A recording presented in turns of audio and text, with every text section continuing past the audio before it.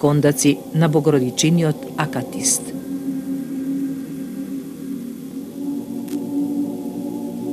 Во четвртиот икос на северниот зид е представена Богородица како лежи врз родилната постела и е со поглед кон новородениот син ставен во лука.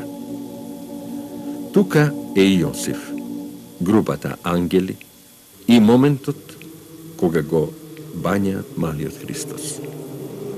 Над него лебди ангел, што му се јавува на овчарот, носејќи ја веста дека се родил Синот Божиј.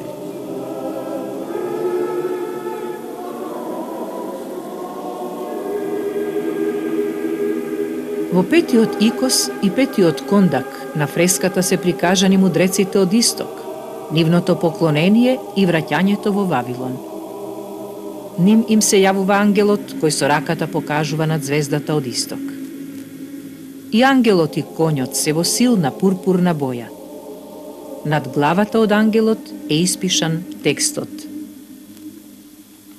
Боготечну звезду видевше.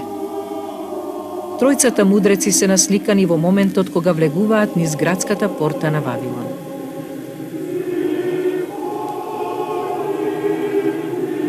Бегството Мариино во Египет е содржано во шестиот икос. Богородица е со малиот Христос јавната на магаре, а во рацете пред себе го држи Христа.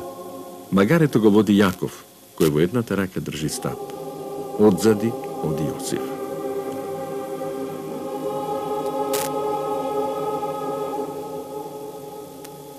И така во горните партии на сводот од припратата се редат повеќе сцени од акатистот, односно житието на Светата Христова мајка.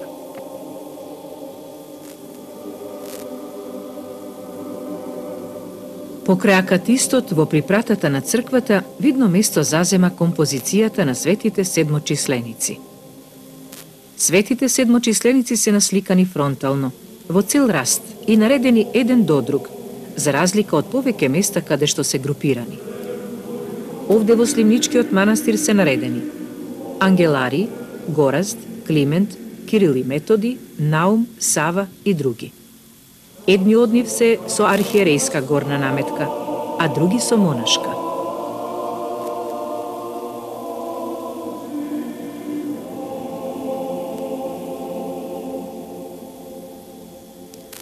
Пред да ја напуштите припратата и манастирската црква, уште еднаш ќе го задржите погледот на големиот крст со распетието Христово, кој со векови стои горе на иконостасот и не му упатува порака за спасение на човекот, а зашто го даде својот живот и беше распнат на крстот во местноста Черепница на брдото Голгота над Ерусалимските ѕидини. Во Библијата е запишано: Распнете го, извикува еврејските свештенички главари пред Пилата. Та какво зло направил овој човек, рече Пилат. А кога дојдоа на местото Черепница на брдото Голгота близу Ерусалим, го распнаа Христа. А Исус рече: Оче, прости им, оти не знаат што прават.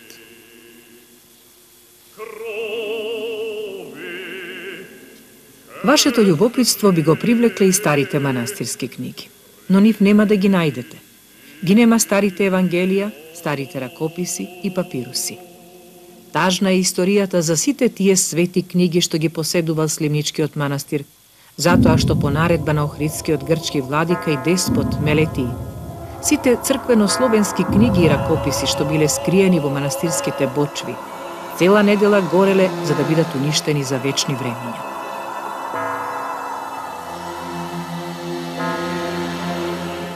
На излегувањето од црквата и припратата ќе се најдете во затворениот трем. На источниот зид од тремот, на поранешна фасада на припратата, се наоѓаат фрески од 1612 година. Време кога била зографисана припратата, а од истиот зограф Никола, кој го оставил својот подпис кај ликот на Света Богородица над влезот. На овој источен зид од тремот ќе ја видите големата композиција на страшниот суд или второ пришествие Христово на земјата.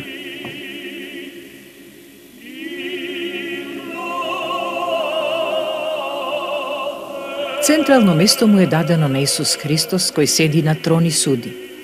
Тие што правеле добро на земјата ги праќа во рајот, десно од него. Тие што правеле зло на земјата ги праќа во огнената река каде што се вечниот бол и страдањата. И пак во Библијата ќе биде запишано: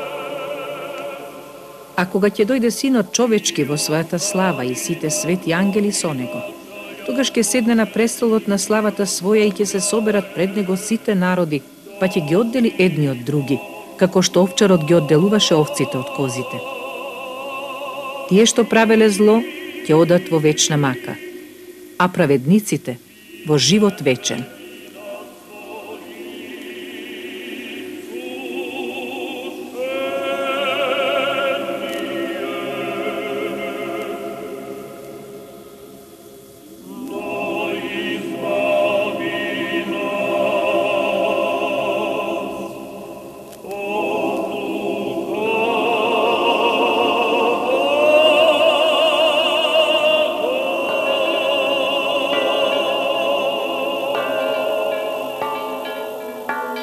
Напуштајќи го манастирскиот комплекс со силните впечатоци од се што видел, посетителот помислува повторно да дојде. Се враќате по шумовитиот пат и се наоѓате на селото Сливница.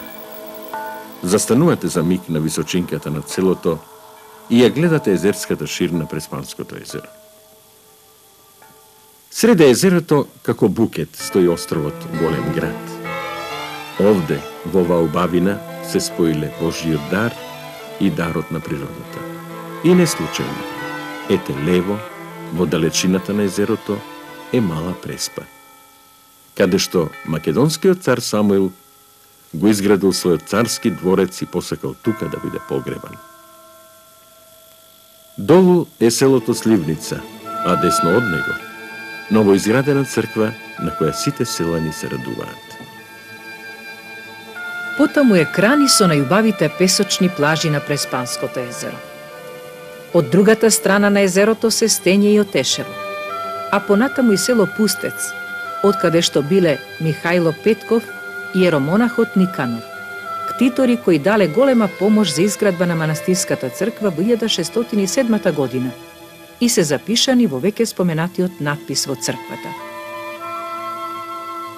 Над езерото од западната страна се издига планината Галичица, која ги одвојува двете езера, Преспанското и Охридското. Денот веќе одминува, а сонцето заоѓа зад високите гребени на Галичица.